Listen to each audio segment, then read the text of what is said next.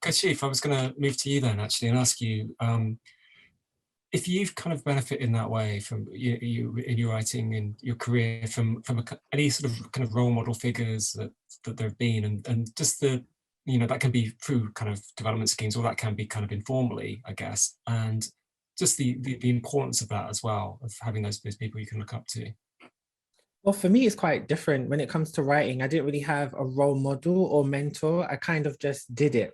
So I came up with concepts and ideas and I wrote short films and scripts. And then that's how I learned to improve my writing through my peers who are also writers or people who I'd met throughout the industry through working.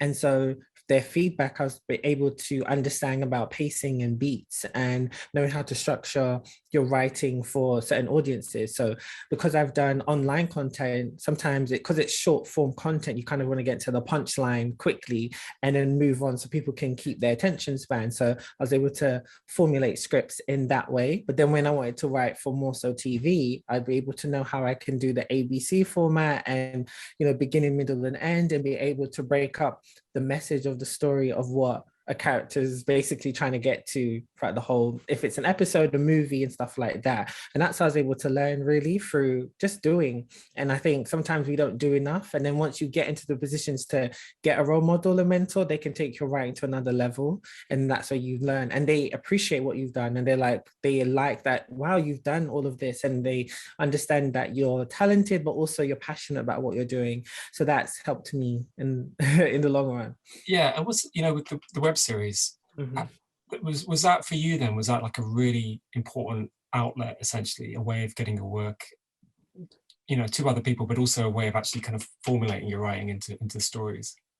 Yes, I'd say so, because when I decided to start doing a web series, I was working like in ITV drama and I was mostly just working in production. So I would help the edit assistants and like the script editors and be in the writer's room helping set up, but I wasn't in there enough. So I'd get all the amendments and had to rush and give that to everybody else. But just to really be able to speak to the writers on like in the kitchen and understand like how they were able to get to where they are now and how they was able to do that first time around with working on soaps like at Doctors or Hollyoaks and stuff, because such a quick turnaround all the time.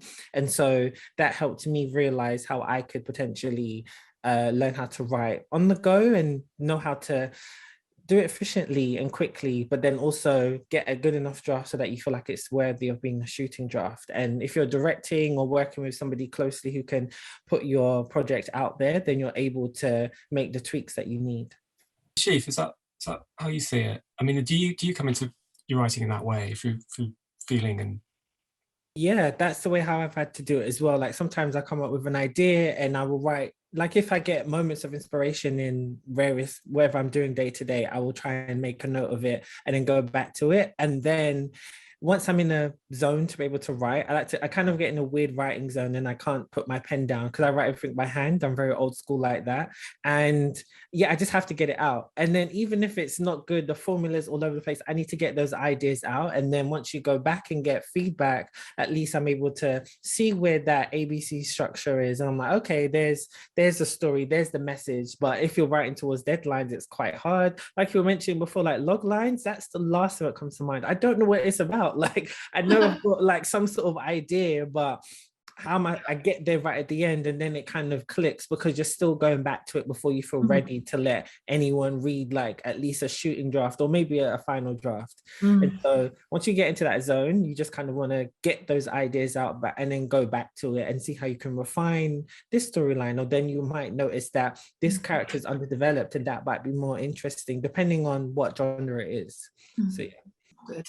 Okay. Also, as a producer, because sometimes I'm pitched ideas. I remember last year I was pitched about 10 concepts from one writer director, which was great, but they were all revenge plots. Every single thing was a revenge plot. And it was like, these are great, but also have some variety in what you're pitching as well. Because sometimes I look at both sides of it. If I'm also looking at I say sometimes to write, look at the gap in the market. Yes, you want to be passionate about what you're doing, but sometimes you will talk to your fellow peers and writers and they're like, I was working with this production company, we were pitching, and then they said, oh, BBC are developing that, so we can't do that. So sometimes look at what's missing from the market.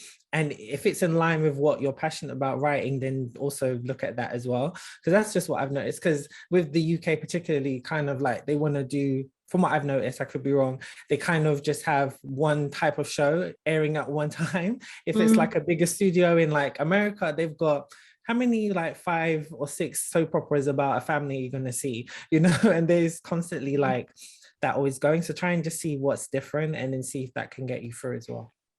Can you see this one, Kashif, from Joe in the Q&A box? The Q&A, okay. Could you describe a process of getting short independent films from page to production? Just a bit of advice on how to get that work out there.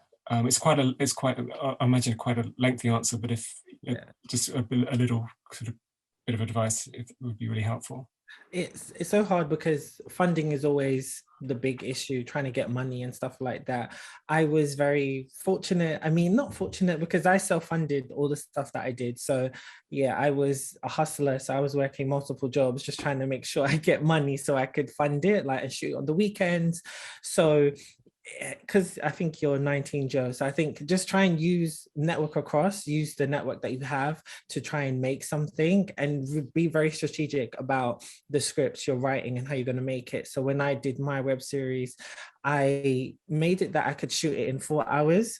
I would make sure I had like a sound person, I could hire them for half a day. And so what I did was what did I do? I hired like a wine bar for one shoot in South London, actually.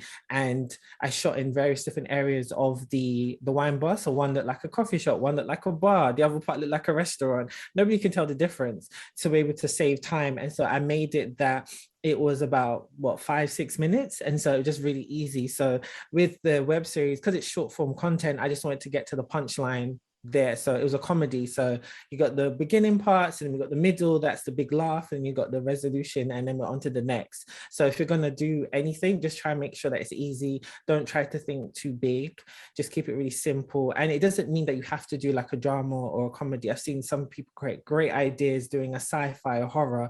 Just kind of use your network and your own resources smartly, and then and just try and get your friends and people who are really committed and actually want to do film.